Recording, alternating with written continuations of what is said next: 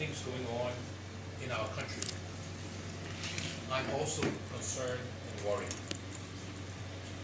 The so-called mysterious deaths of Liberians is troubling. The other day, I returned to Monrovia to news of another mysterious death. The man's name was Mr. Anthony Johnson. From the pictures we have seen, it is hard not to believe that Mr. Johnson was killed. Please remember his family in your prayers. Under this government, the mysterious deaths are plenty. We have to ask ourselves, how many times are we going to be expressing sympathies to families for the mysterious deaths of their loved ones? How can anyone in our country feel safe when the government cannot explain how people are disappearing and dying? When the government is silent or cannot seriously investigate and convincingly explain the deaths of people, that government is actually encouraging criminals to continue to kill people. This threatens the lives of everyone. This is not how serious governments behave. It is not how governments show they are about the lives of their people. Today, in many places around Monrovia, in the day or night, people are scared to walk the streets. Communities are unsafe. Drugs and crimes are taking over our streets and neighborhoods. The people who should be helping to protect our people are themselves helping to sell drugs to our children.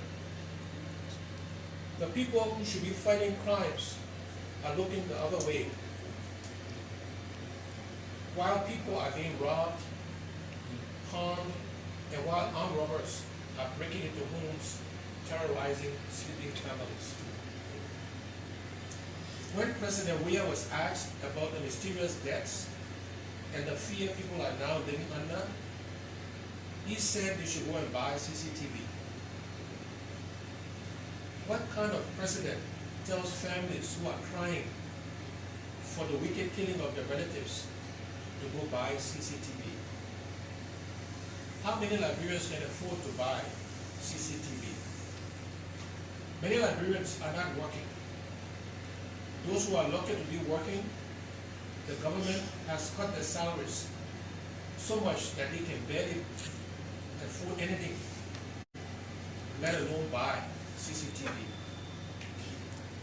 For many civil servants, the monthly cost of transportation is more than the harmonized salaries. Every day in the life of ordinary Liberians is a struggle just to eat or to pay rent or to pay school fees. When someone gets sick, the whole family is likely to break down because they can hardly afford to pay hospital bills. Maybe some of President Weah's friends and officials can buy CCTV, but it is not the president's friends and officials that are dying mysteriously or being harmed, robbed, and are scared to walk the streets to get a taxi cab at night.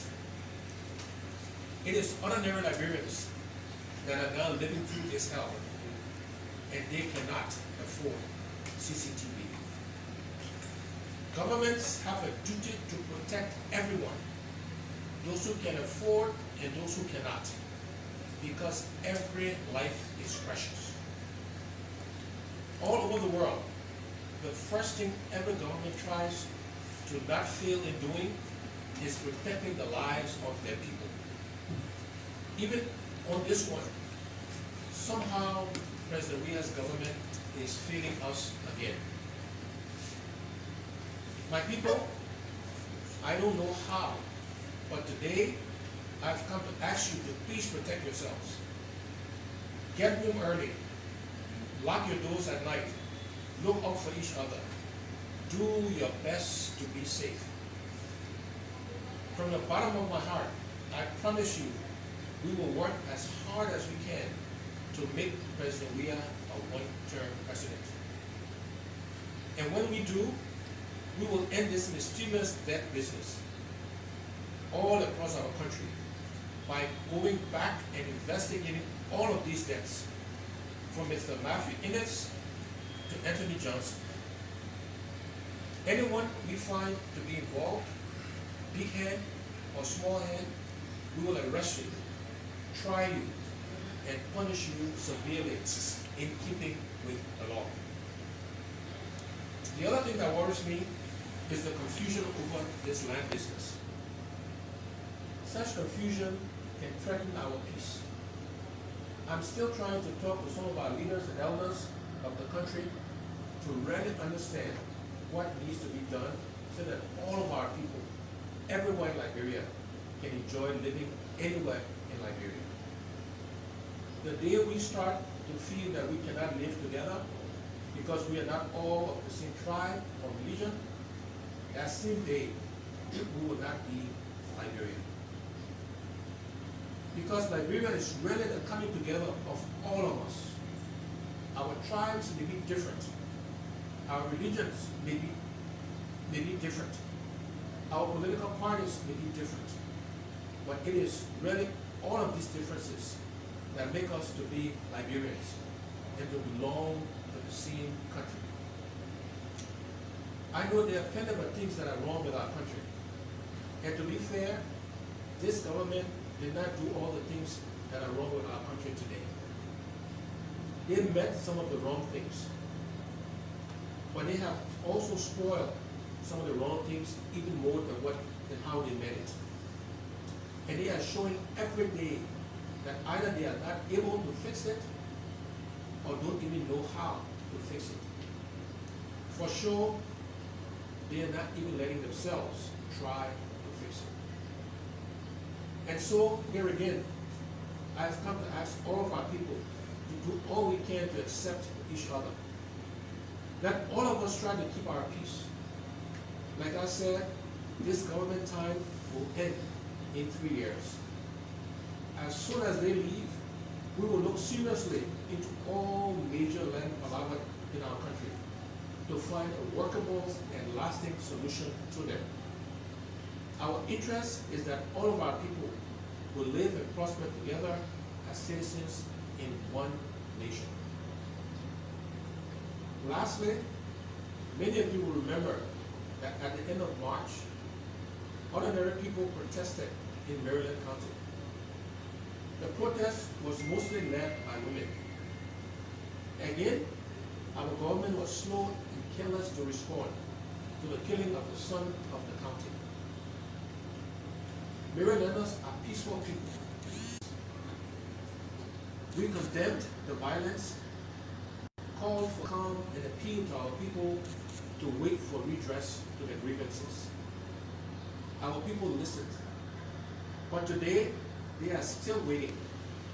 And again, the real reason our people protested was that the government was slow and careless to respond.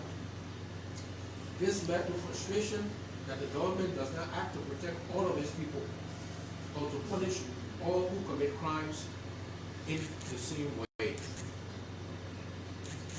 When it comes to the law, governments have a duty to act fair and just with everyone. When the government does not act this way, over time, the people learn not to trust the government. And this can lead to frustration and people taking the laws into their own hand. You would think that by now, this government will be trying to show they understand this. But actually, they appear not to understand this. I say this because out of the protests, 24 Marylanders have been arrested and jailed. None has been formally charged. 34 Marylanders have been arrested and jailed. None have been formally charged. Some have been in jail since April 1st. And so, the Liberian government is reacting to a protest which is really questioning its ability to uphold the law by actually breaking the law. We cannot allow this to continue. It is wrong for anyone to break the law, individual citizen or the government of Liberia. And it is wrong, particularly for the government to do so. When the government does not respect the law and the rights of its people, the country will break down. And so, I'm calling for the immediate release of all persons who have been jailed in connection to the protests since the last 28 days without charge. I'm calling for the immediate release of all persons who have been jailed in connection to the protests since the 28 days without charge. I'm also calling for the immediate lifting of the curfew. Except to unfairly punish our people, there is now no reason to keep the people under curfew, which is causing even more hardships. Once again, my people, I ask all of you to please keep yourselves safe. Hold on. Real change is coming. Liberia deserves better. May God continue to bless our nation. God bless you and God bless Liberia. Thank you very much.